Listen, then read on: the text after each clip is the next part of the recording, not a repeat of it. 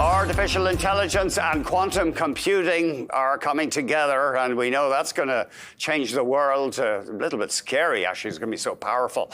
It is being used to discover cancer treatments faster than previously thought. Our guest is Aspuru-Guzik, who is director of the Acceleration Consortium at the University of Toronto. It's great to see you.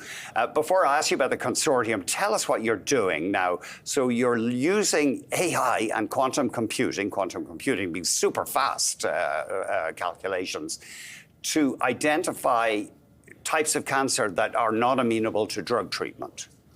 We are using. Basically, we found there is this class of proteins called KRAS, okay? And these are involved in so many cancers. And we wanted to make a challenge. We wanted to see if the combination of quantum computers and artificial intelligence could find some molecules that could be lead candidates to fight cancers that have this KRAS protein.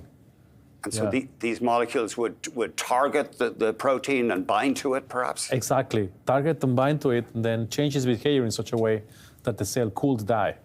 Yeah. And these proteins arise because of mutation of cells, as happens in cancer. Exactly. The cell will mutate and overexpress this protein, and therefore inhibiting it allows you to kill the cancer. So I thought quantum computing was still in the experimental stages. I knew a lot of progress was being made, but you're actually using it? Yes, I'm one of the pioneers of using quantum computers. I was the originator with a couple of colleagues on the idea of using quantum computers for chemistry. And when the time came, we said, how about using them for biology? Can we use them for a very early application? Everything that we did, even though it's run on a quantum computer with help with AI, could also run in your laptop.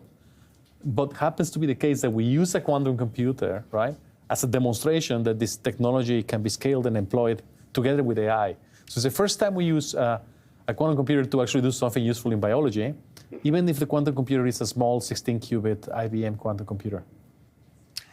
And does it make the work much faster using the quantum device? No, it aids the AI, and together they actually get a result that is comparable to AI.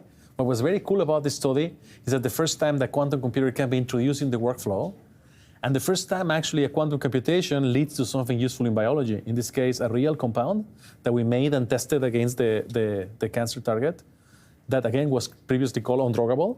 Our result came out together with about 2 or 3 other results, more or less around the same time, that showed that it's not so undruggable. Actually, together with all these other research teams, we're showing KRAS could be a potential viable target to treat many cancers. Cancer, of course, has been a stubborn foe. We've been fighting it. Huge amounts of money have gone in for a century or more, the war against cancer. But it's tricky, isn't it? It evolves within the body, and it evolves to evade defenses, the body's defenses. Exactly, that is correct. Cancer is kind of like a generic term. There's as many cancers as patients, pretty much. Every patient has a slightly different variation of a cancer. So you have to find out what does a patient have, and the future is going to be personalized medicine when you actually look at which particular proteins are overexpressed in a patient and then target basically specifically for that patient. And we also do some work in that direction as well in my group, yeah. And tell us about the consortium that you're involved with, the Acceleration Consortium. What exactly is it? Well, it's a really cool program. Canada has a program called Canada First Research Excellence Fund. Here, Canada First means something very different than America First. What Canada First means is we're going to be the first at something. Like in the sports, Canada picks certain sports for the Olympics. Okay. Canada has selected about 7 or 8 or something like that large projects in the last round of competition. They happen every 7 years. So the CFREF program funded us with the largest grant ever given in Canada to an institution. How much, roughly? 200 million Canadian dollars. For the Acceleration Consortium? For the Acceleration Consortium. It's mainly at the U of T with collaborations at UBC as well. And what we do in the Acceleration Consortium is trying to accelerate scientific discovery with AI and automation. Think about robotic laboratories. We call them self-driving laboratories. These labs that AI drives to actually discover new compounds and new molecules that then are tested also in the lab.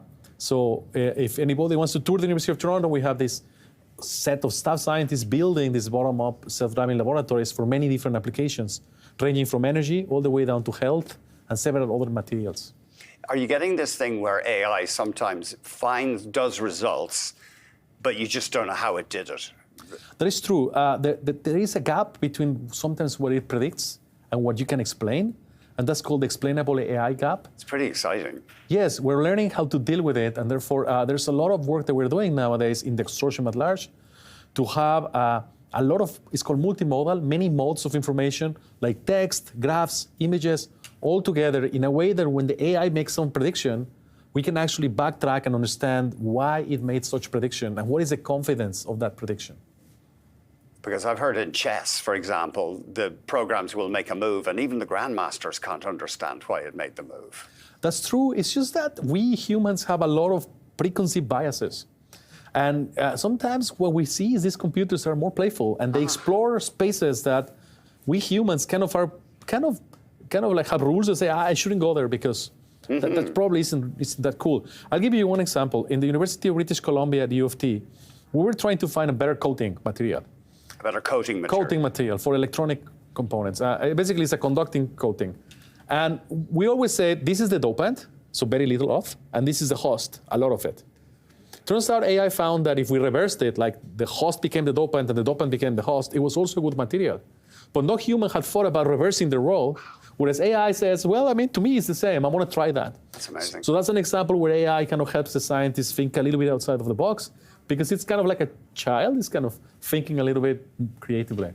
I mean, the cliche about computers is they're not creative. They just crunch numbers, but that's changing now, I think. Yes, as you know, AI can be used to generate images now, and like you can ask it, generate an image that looks like this or that. I also like to do art, and I like art. So I believe, obviously, the humans, for example, in art, are irreplaceable. But machines, if you give them some prompts, they can generate some interesting images. In the science, it's the same. Like we feed them with a lot of scientific information, but once given these prompts, these generative models can generate new candidates that we can test and explore. It's amazing stuff. Thank you very much, Alain. Thank you. Alain